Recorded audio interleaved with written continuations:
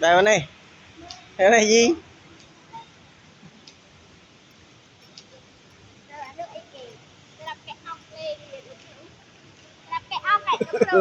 Chăm dây phong.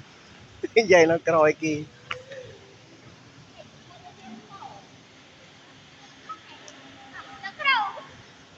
Ừ. Nô này lư, than lư.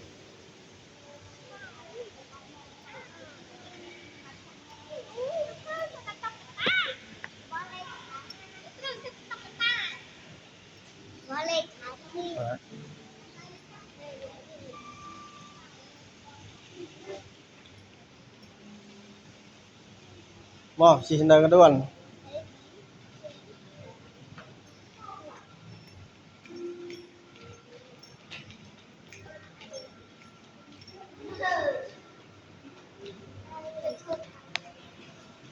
Mà show mới thọt mà po. Chung kia mà. Mà chung kia mà. Bạt.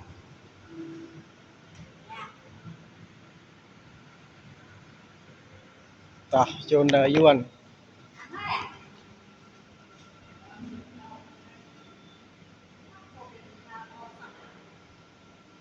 Đời chuan.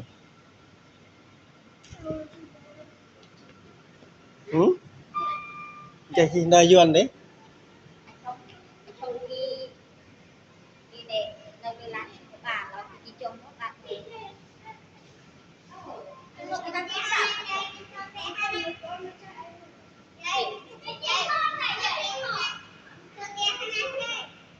Mà thọt tay em po. Em này, gì? Lực cừu để bàn chụp kia mà po thì. Vừa thọt ôi kì. Mau. Đời yuan mau hơi. Mạ mau lươn mà. Đời yuan. Lâng.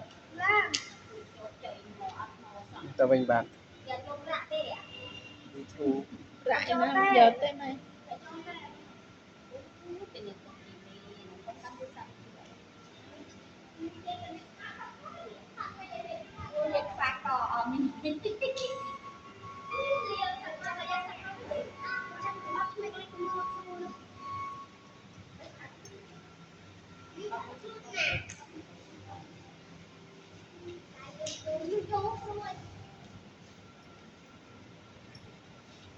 Có mùi vính.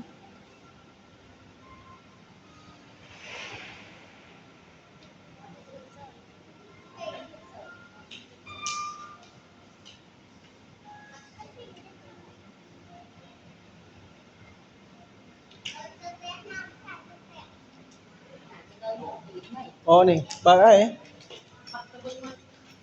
Học từ đến cái đó, tiền thì mùi đấy.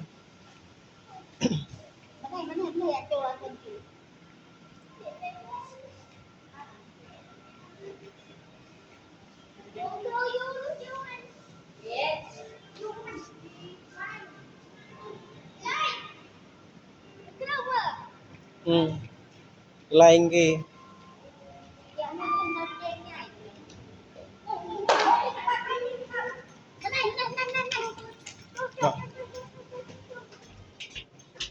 Cái này chi cái này. Ông chào đẹp khuyên đi. Chẳng thấy pì. Tao hết. Chào bà, sư. Môi đã chọc lên như mà chẳng cần đi sợ mày chữa. Môi, bạn sẽ biết mà nào ngày. Lệch pull lan ấy mà pull cho đời yuan để sư. Mò, chanh mò. Bà chêm tivi ơi. Mò ơi. Mò. Chị chính thơ ấy, chị chính lời yuan nó về tem thích cậu. Tại biết được mà tôi má đã cho tivi bạn.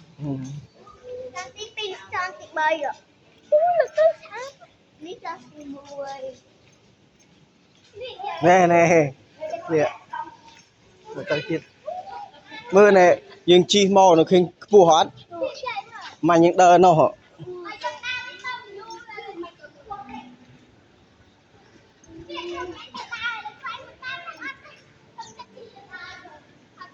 tao đỡ cứ thọt đỡ nó mốc ạ.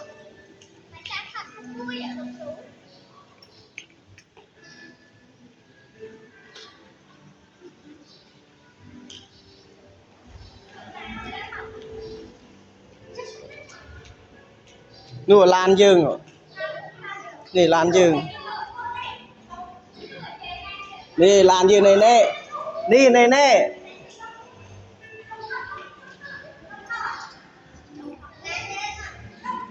chăm ô cô khmer đi chăm nó đi hơi con này chăm nó đi hơi nè